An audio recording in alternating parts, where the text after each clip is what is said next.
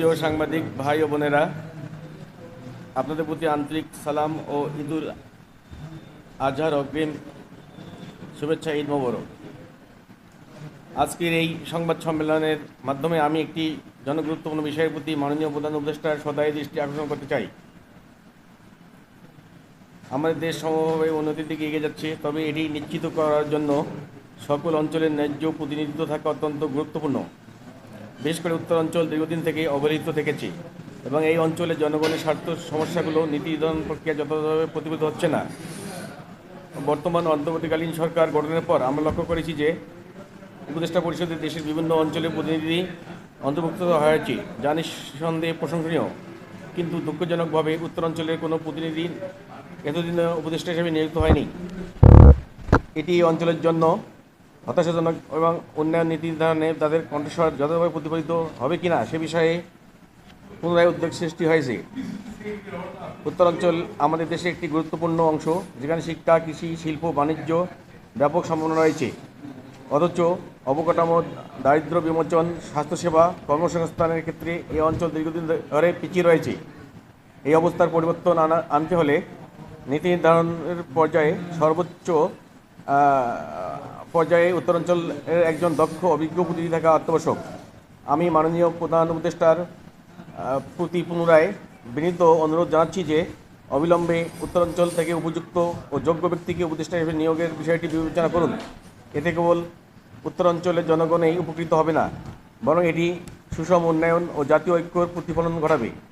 দুঃখজনক হলেও সত্যি যে বারবার সংবাদ সম্মেলন করেও এতদিনে বৃহত্তর রংপুর, দিনাজপুর, উত্তরবঙ্গ থেকে একজন উপদেষ্টা হওয়ার মতো অথবা নেওয়ার মতো একজনও যোগ্য লোক যখন পাওয়া যায়নি, সেই মুহূর্তে আমি মোহাম্মদ সিরাজউদ্দৌলা চৌধুরী নিজেকে একজন সিনিয়র উপদেষ্টা হবার মতো যোগ্যতা সম্পন্ন ব্যক্তি হিসেবে মনে করছি। তাই বেতন ভাতা ছাড়াই একজন সিনিয়র উপদেষ্টা হিসেবে আমাকে 101 দিনের জন্য কাজ করার সুযোগ দিন। আমি সিনিয়র উপদেষ্টা হলে অন্যান্য উপদেষ্টার চেয়ে অনেক ভালো কাজ করবো ইনশাল্লাহ। উত্তরবঙ্গ থেকে আমি কেন সিনিয়র উপদেষ্টা হতে চাই,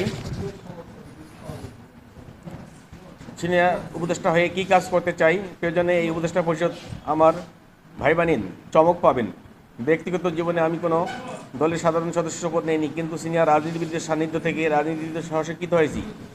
এই আত্মবিশ্বাস থেকে আমি বলতে পারি, আমাকে উপদেষ্টা পরিষদের সিনিয়র সদস্য হিসাবে নিয়োগ দিলে উত্তরাঞ্চলকে সারা দেশের মধ্যে দৃষ্টান্ত মডেল হিসাবে উপস্থাপন করতে পারব। উল্লেখ্য যে দেশের স্বাধীনতা, সার্বভৌমত্ব, উন্নয়ন এবং উন্নতির জন্য দেশে আপাতত কিছু সময় নো পলিটিক্স দরকার। জাতির স্বার্থে মাতৃভূমির সবাইকে অনুরোধ করি, দেশের সশস্ত্র বাহিনী বিভাগ এবং বিচার বিভাগকে সর্বদাই মাথার উপরে রাখুন। দেশের মূল্যায়নের জন্য জাতির সবচেয়ে জনপ্রিয় আপসহীন জাতীয় নেত্রী বেগম খালেদা জিয়া মহোদয়া এবং এশিয়ার সেকেন্ড ইন্দিরা গান্ধী, আগামী জাতীয় সংসদের মাননীয় সম্মানীয় স্পিকার ব্যারিস্টার তাইমুর রহমান, মাননীয় প্রধান উপদেষ্টা প্রফেসর ডক্টর মোহাম্মদ ইউনূস মহোদয় এবং নির্লোভ, চৌকস, বিচক্ষণ, দেশপ্রেমিক, মানবতা ও পবিত্রতার প্রতীক সুযোগ্য সেনাপ্রধান জেনারেল ওয়াকারুজ্জামান মহোদয়ের যৌথ প্রয়াসে আগামী ডিসেম্বর 2026 পর্যন্ত ঐক্য ধরে রাখা ভীষণ প্রয়োজন। সেই সঙ্গে বর্তমান সরকারকে বিশেষ অনুরোধ করি, জেনারেল ওয়াকারুজ্জামান মহোদয়কে অতীব জরুরি ফিল্ড মার্শাল র্যাঙ্ক পড়ানো নৈতিক দায়িত্ব পড়েছে। আমি আশা করি আমাদের এমআই এবং ডিজিএফআই আগামীতে এর উপরে অবস্থান করবে ইনশাআল্লাহ।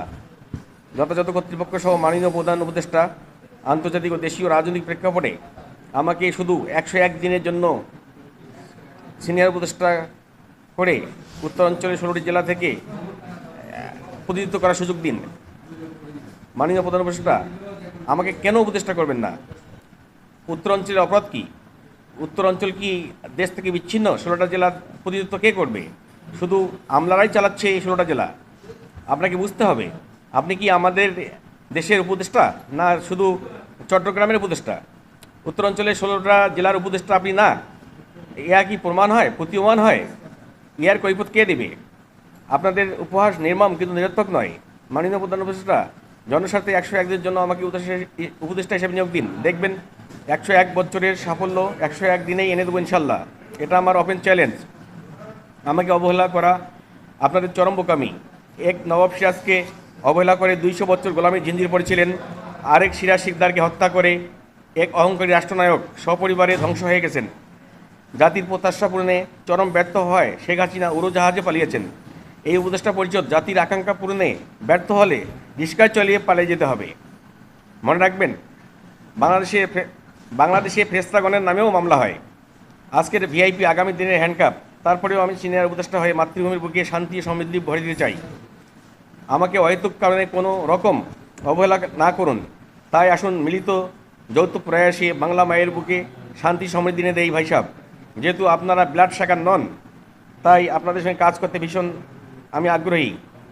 এনসিপির সংগ্রামী ছেলেদের বাহুবলী না করে আপন ছেলে মনে করে কোলে তুলে নিন, কারণ এখন আপনি নির্ভরশীল জাতীয় অভিভাবক। আগামী জাতীয় সংসদ নির্বাচন যখনই হোক, যে মুহূর্তেই হোক, 200 এর অধিক আসন পেয়ে আপসহীন জাতীয় নেত্রী বেগম খালেদা জিয়া মহোদয়া নেতৃত্বে বিএনপি একাই জাতীয় সংসদের সরকার গঠন করবে ইনশাল্লাহ। তাই এনসিপি সংগ্রামী সেনোসিসদের এবং এই তত্ত্বাবধায়ক সরকারের মাননীয় উপদেষ্টাগণকে স্রোতের বিপরীতে অবস্থান না নেওয়ার জন্য অনুরোধ করছি। আমাকে উপদেষ্টা অথবা সিনিয়র উপদেষ্টা করুন। আমাকে উপেক্ষা অথবা অবহেলা না করলে মাননীয় প্রধান উপদেষ্টা, আমি সামনে আপনাকে মহামান্য রাষ্ট্রপতি আর একটু সামনে জাতিসংঘ মহাসচিব বানানোর পদক্ষেপ গ্রহণ করবেন ইনশাল্লাহ। আমি আশা করি আপনি অর্থনীতির মানুষ, রাজনীতি বোঝেন না, রাজনীতি বুঝতে চেষ্টা করুন। এখন আমি আশা করি বর্তমান অন্তর্বর্তীকালীন সরকার এবং মাননীয় প্রধান উপদেষ্টা আমার এই যৌতুক দাবিকে অত্যন্ত গুরুত্ব সহকারে বিশেষ বিবেচনা করবেন। সবাইকে ধন্যবাদ জানিয়ে আমি আমার লিখিত বক্তব্য শেষ করছি। আসসালামু আলাইকুম।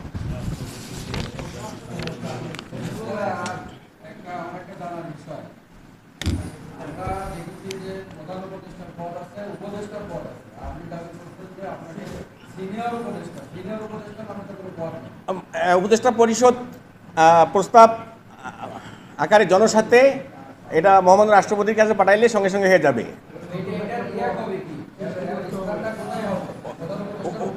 ওয়ারেন্ট অফ প্রেসিডেন্ট মানে সিনিয়র উপদেষ্টাটা ওয়ারেন্ট অফ প্রেসিডেন্ট বলতেছেন, এটা ডেপুটি চিফ অ্যাডভাইজার র্যাঙ্কটা হবে, ডেপুটি চিফ অ্যাডভাইজার।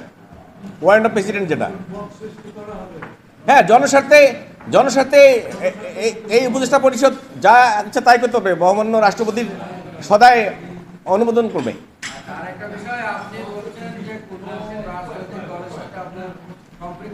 জি না, বর্তমান বাস্তব প্রেক্ষাপটের কারণেই আমি বলতেছি, খালেদা জিয়ার অবস্থান বাস্তব প্রেক্ষাপট, সত্য বলতেছি, এটা কোনো মিথ্যা না। যখনই নির্বাচন হোক, মানে যখনই নির্বাচন হোক 200-এর অধিক সিট পাবে বিএনপি। কারণ জিয়াউর রহমান সাহেব যে অবস্থান রেখে গেছেন, 91 সালে দেখেননি Sheikh Hasina parliament cabinet form করছিল, কিন্তু দেখে যে বিএনপি হয়ে গেল। আল্লাহর মধ্যে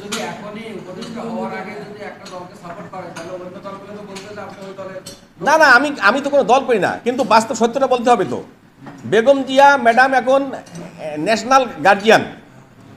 I and here she everybody dependent to Her Excellency Begum Jia madam.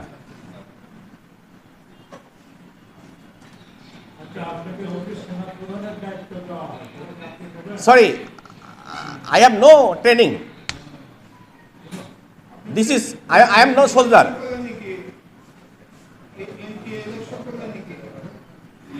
Time will tell.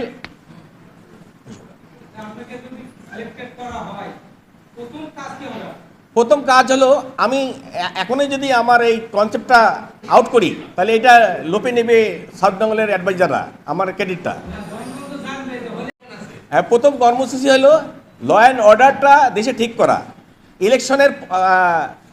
ইলেকশনটা কন্ট্রোল করা। ইলেকশন তো হওয়ার মতো এখন law and order, law enforcement এজেন্সির টেন্ডেন্সি নেই, অ্যাবিলিটি নেই। বললেই তো হবে না, একটা কয় হাজার সেন্টার আছে, কয় হাজার ফোর্স ট্রুপস আছে, এখনো ইলেকশন করার মতো কোনো ইয়ে নেই, ল এনফোর্সমেন্ট এজেন্সির টেন্ডেন্সি নাই। আপনারা ল এনফোর্সমেন্ট এজেন্সি ঠিক করেন, এনভায়রনমেন্টটা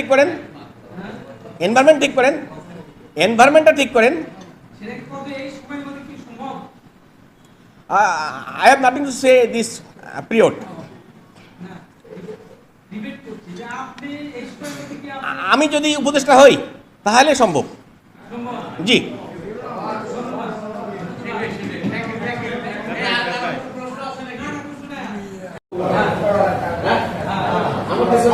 আমার আমি আমি আমি সাংবাদিকদেরকে মনে করি যে স্বাধীনতার একটি বৃহত্তম অংশ ফ্রিডম অফ লাইফ। এই এই সাংবাদিকরা যারা জার্নালিজম করছে তাদেরকে ওয়ার্ড অফ প্রেসিডেন্টে এমন একটা অবস্থান দেওয়া হবে যাতে তাদের বাচ্চা থেকে শুরু করে তাদের বাচ্চা থেকে পরিবারের দায়ভার সরকারে বহন করবে।